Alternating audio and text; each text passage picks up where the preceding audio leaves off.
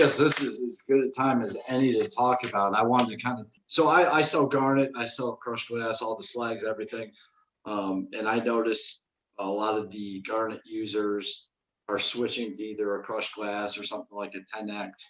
And my big thing has always been the whole mining aspect of the garnet. You guys, I know it's not great for the environment. I know a lot of it's coming from outside of the US. I would think that crushed glass, and we kind of touched on it, would have a huge advantage here, especially with your safety and EHS departments. Can you shed any light on, the effects of the mining process and why we're not moving away? Yeah, I think reflecting on that it's sort of opinion based in my mind, rather than, there's facts and data, but here's my 30,000 foot view. To supply garnet, it only comes from a couple sources. One is a hard rock source, and you have to blow up the ground and crush the material and extract the garnet. That's a pretty big footprint on Mother Earth. Yep. There's a lot of material that you don't use when you blow up the ground and you extract the whatever percentage of the garnet is in the substrate. And then, you have a huge tailings pile, which is another big mountain. No matter where you manufacture garnet from, that's a hard rock. You blow up the ground and you extract the garnet.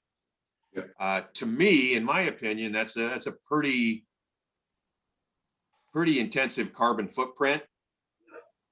It's not a recycled or eco-friendly way to do it.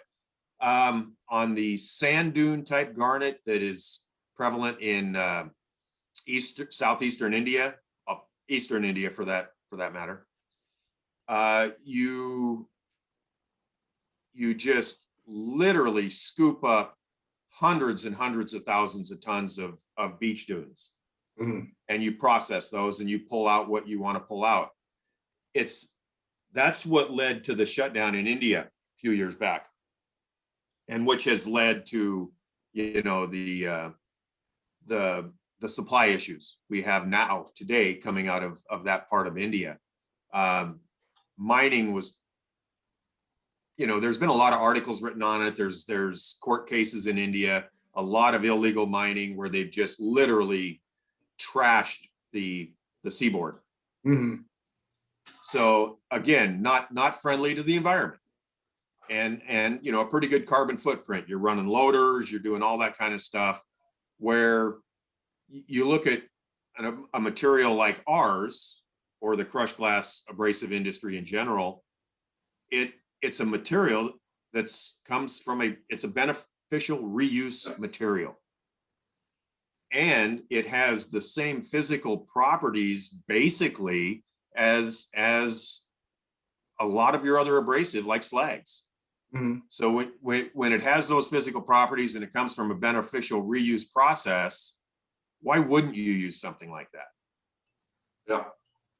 Again, that's opinion, but I when I'm out in the field and talking to people, a lot of people tend to agree. Yeah, I would say to a degree. Opinion, yes, maybe, but there's a lot of fact in that. Yeah, and you don't want to point fingers here and there about that company's doing this and that company's doing that. Just in an overall perspective, what can you do to protect Mother Earth and still provide something for an industry that they need? Yeah, and that performs exceedingly well.